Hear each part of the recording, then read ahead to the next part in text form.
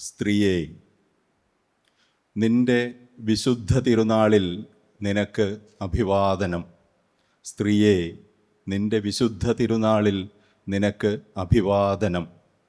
നീ അല്ലാത്തതായ സുവിശേഷങ്ങളായി നിന്നെ പൊലിപ്പിച്ച് വ്യാജസ്തുതികൾ പാടുന്നില്ല. നിനക്കായി മാറ്റിവെക്കുന്നില്ല എൻ്റെ ഒരാരാധനയും പ്രഘോഷണവും. ഒഴുക്കുന്നേയില്ല നിനക്ക് വേണ്ടി സഹതാപത്തിൻ്റെയോ ദയയുടെയോ കണ്ണുനീരൊന്നും. ഉപമകളും രൂപകങ്ങളും കൊണ്ട് തീർക്കുന്നില്ല നിനക്കായി ഞാൻ കവിതകളൊന്നും. എങ്കിലും പ്രിയപ്പെട്ട സ്ത്രീയെ, നിന്റെ വിശുദ്ധ തിരുനാളിൽ നിനക്ക് എൻ്റെ അഭിവാദനം. നിന്നെ ഒരു മനുഷ്യനായി മാത്രം തെറ്റിദ്ധരിച്ചതിൻ്റെ നഷ്ടപരിഹാരം കൊടുത്തു തീർക്കുവാൻ വാഴ്വിനെ പൊള്ളിച്ചു തീർക്കുമ്പോൾ ഉള്ളിൽ കന്മദം പോലെ തുള്ളിയിട്ടുന്നു ആ തിരിച്ചറിവ്. നീ ഒരു വ്യക്തിയല്ല, ഒരവസ്ഥയാകുന്നു. അനാദിയും അപാരവുമായ അൻപും അലിവുമായ ഒരവസ്ഥ.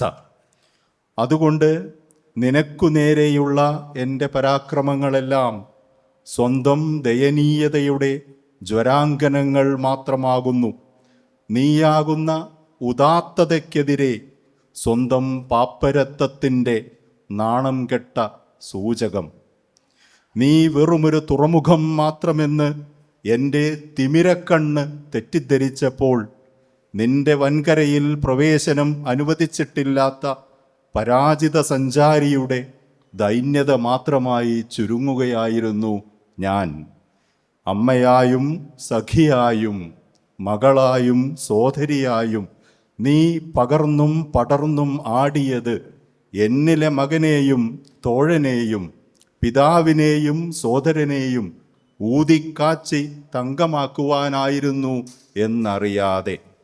എൻ്റെ ചിറകുനീർന്ന ആകാശവും വിജയപതാകകൾ പാറിയ കാറ്റും തേരോട്ടങ്ങളുടെ പകലുകളും ആനന്ദഗാനങ്ങളുടെ രാനിലാവും നിന്റെ ദയാവായ്പിൻ്റെ ഭാവപ്പകർച്ചകളെന്നറിയാതെ.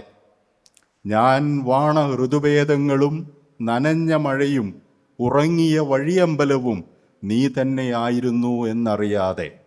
എൻ്റെ തത്വചിന്തകൾ നിനക്കൊരുക്കിയ ദർശനശയ്യകളിൽ ആവോളം ഉറങ്ങിയിട്ടുണ്ടു ഞാൻ. പ്രകൃതി പുരുഷനെന്നും അർദ്ധനാരീശ്വരനെന്നും യിൻ-യാൻ എന്നും ഒത്തുതീർപ്പുകൾ പാടിയിട്ടുണ്ട്. എങ്കിലും എനിക്കറിയാം, മൊണാലിസ മന്ദസ്മിതമേ, ഞാൻ അറിഞ്ഞതൊന്നുമല്ല നീ എന്ന്. വിരൽ നീട്ടി ഞാൻ തൊടുമ്പോഴാകട്ടെ, തിളയ്ക്കുന്ന ആസിഡിൽ വേവിക്കുമ്പോഴാവട്ടെ, എണ്ണച്ചായത്തിൽ രവിവർമ്മ ചിത്രമായി കഴുത്തു ഞെരിച്ചില്ലാതെയാക്കുമ്പോഴാവട്ടെ, ഞാൻ അറിഞ്ഞതൊന്നുമല്ല നീയെന്ന് എനിക്കറിയാം. കാലങ്ങളുടെ കുരിശുമരണങ്ങൾ നീ ഏറിയതിനാൽ ഞാൻ നിത്യജീവനെ പുൽകുന്നുവെന്നു മാത്രം ഞാൻ അറിയുന്നു. പ്രിയപ്പെട്ട സ്ത്രീയെ, ആയതിനാൽ നിന്റെ തിരുനാളിൽ നിനക്കെൻ്റെ അഭിവാദനങ്ങൾ.